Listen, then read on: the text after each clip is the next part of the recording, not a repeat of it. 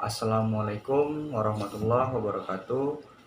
Perkenalkan, nama saya Muhammad Zikral Fisyari dari mahasiswa Politeknik Negeri Medan, jurusan Administrasi Niaga, Prodi Administrasi Bisnis, kelas AB4E.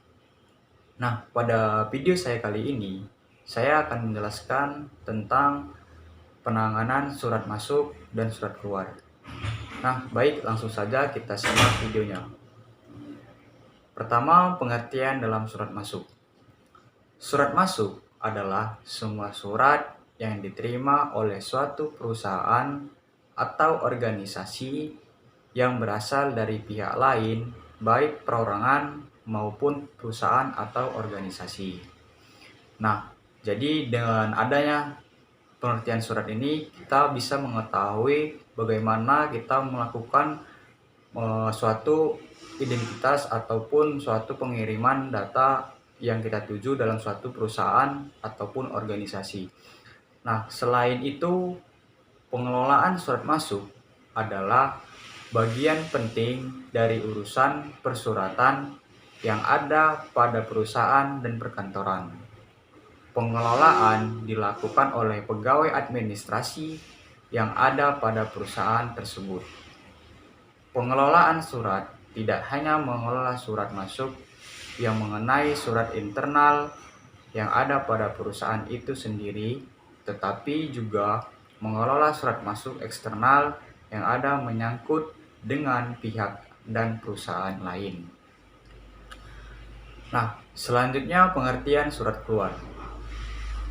Pengertian surat keluar adalah semua surat yang dibuat atau dikeluarkan oleh suatu perusahaan atau organisasi untuk diberikan kepada pihak lain, baik perorangan maupun perusahaan atau organisasi.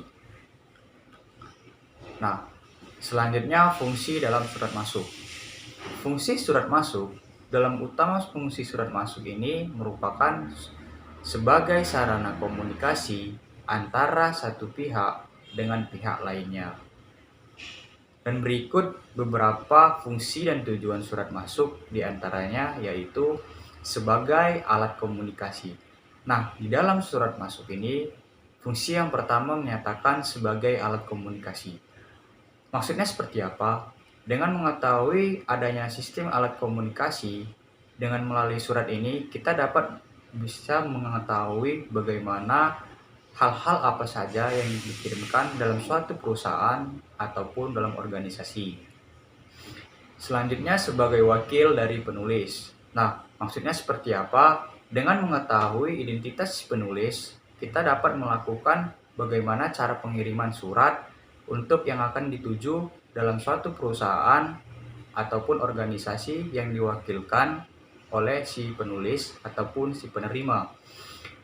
Selanjutnya, sebagai alat bukti historis. Nah, dengan adanya media surat ini, kita dapat menentukan salah satu sarana bukti historis baik dalam tulisan ataupun dalam lisan untuk mengetahui dari satu perusahaan ataupun ke organisasi lainnya. Selanjutnya, sebagai pedoman pelaksanaan kerja. Dengan mengetahui adanya surat masuk ini ataupun fungsi dalam surat ini, kita dapat mempermudah untuk melakukan suatu pekerjaan, baik untuk melakukan penanganan di atasan ataupun ke bawahan dalam suatu perusahaan ataupun dalam suatu organisasi lainnya. Selanjutnya, sebagai alat pengingat. Dengan adanya media surat, kita dapat melakukan sebagai media pengingat, yaitu seperti melakukan suatu perjanjian antara satu perusahaan dengan perusahaan lain ataupun organisasi lainnya. Yang terakhir, sebagai alat bukti tertulis. Dengan mengetahui adanya fungsi surat sebagai alat bukti tertulis, kita dapat mempermudah untuk melakukan ataupun mengetahui dari pihak yang satu ataupun individu lainnya. Selanjutnya, fungsi surat keluar. Fungsi utama dalam surat keluar yaitu sebagai sarana komunikasi dengan pihak lain. Secara umum, fungsi dan tujuan surat keluar diantaranya yaitu sebagai alat tata usaha. Nah, sebagai alat tata usaha ini, dengan mengetahui adanya surat keluar, kita dapat melakukan berbagai jenis ataupun membuka suatu media sebagai tata usaha ataupun mengetahui antara pihak yang satu dengan pihak yang lainnya. Yang selanjutnya sebagai wakil penulis. Dengan mengetahui adanya surat keluar ini, kita juga mengetahui sebagaimana alamat ataupun si penerima yang sebagai merupakan tanda-tanda ataupun sebagai untuk pedoman untuk melakukan pengiriman surat tersebut. Yang selanjutnya sebagai media komunikasi tertulis. Adanya komunikasi yang diperlukan dalam surat itu sangat penting. Dengan adanya komunikasi ini, informasi untuk lebih akurat itu sangat memudahkan seseorang karena dengan adanya surat. Selanjutnya sebagai alat bukti tertulis. Dengan mengetahui adanya bukti tertulis, untuk melalui surat ini kita juga dapat melakukan berbagai informasi dari satu individu dengan individu lainnya. Yang terakhir sebagai alat ukur kemajuan suatu perusahaan atau instansi. Dengan mengetahui adanya surat, kita dapat mengukur bagaimana prospek ke depan dari suatu perusahaan ataupun organisasi lainnya. Selanjutnya, manfaat mengelola surat masuk dan keluar. Jika surat masuk dan keluar ditangani dengan baik, maka ada pun manfaat yang kita dapatkan, yaitu surat masuk dan surat keluar akan tercatat dengan baik. Kedua, prosedur penanganan surat jelas dan dapat dijalankan dengan baik. Selanjutnya, surat masuk akan disimpan dan dikelola dengan baik sehingga mudah ditemukan saat diperlukan. Nah, maksudnya seperti apa jika kita memerlukan suatu surat ini sewaktu-waktu?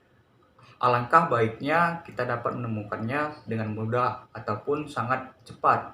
Apalagi proses penanganan surat ini sudah disimpan ataupun dikelola dengan sebaik-baiknya, sehingga mudah untuk ditemukan.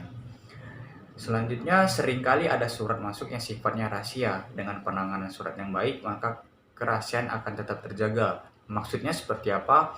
Ketika surat tersebut bersifatnya sangat penting ataupun suatu file yang tersifat sangat rahasia, ketika dengan adanya penanganan surat baik, maka otomatis dalam penjagaan itu tersebut akan sangat terjaga ataupun rahasia. Selanjutnya, proses pengurusan surat masuk dengan menggunakan sistem buku agenda. Mengagendakan surat adalah kegiatan mencatat surat masuk ke dalam buku agenda atau buku harian. Buku ini bisa disebut buku agenda masuk atau daily diary record. Buku agenda merupakan suatu buku yang digunakan untuk mengagendakan surat masuk maupun surat keluar dalam suatu perusahaan. Petugasnya dinamakan agendaris atau mail clerk. Setiap surat masuk dicatat dan diberi nomor agenda surat masuk. Selanjutnya, proses pengurusan surat keluar dengan menggunakan sistem buku agenda. Pertama, menyiapkan surat keluar. Nah, surat-surat tertentu tidak boleh ditandatangani sekretaris atas nama pimpinan. Surat-surat tersebut misalnya surat pernyataan simpati, janji untuk bertemu ataupun pembatalan janji. Selanjutnya, pengiriman surat. Di kantor ataupun instansi yang besar, biasanya persiapan untuk mengirim surat dilakukan oleh bagian sentral surat menyurat. Di kantor yang lebih kecil, kemungkinan sekretaris sendiri yang harus mengelem, menimbang, dan membumbui perangko. Selanjutnya, proses penanganan surat masuk dan keluar. Nah, proses ini dapat dibedakan menjadi dua, di mana adapun dalam proses penanganan surat masuk, yang pertama, penanganan surat itu sangat penting. Dan yang kedua, pimpinan unit pengelola. Yang ketiga, pengolah yang ditentukan langsung oleh pimpinan yang disesuaikan dengan lembar disposisi. Adapun dalam penanganan surat keluar, yang pertama, penanganan itu surat penting. Yang kedua, penanganan surat biasa. Penanganan yang ketiga, yaitu penanganan surat rahasia. Mungkin itu saja video singkat saya. Lebih dan kurang mohon maaf. Billahi taufiq wal hidayah. Assalamualaikum warahmatullahi wabarakatuh.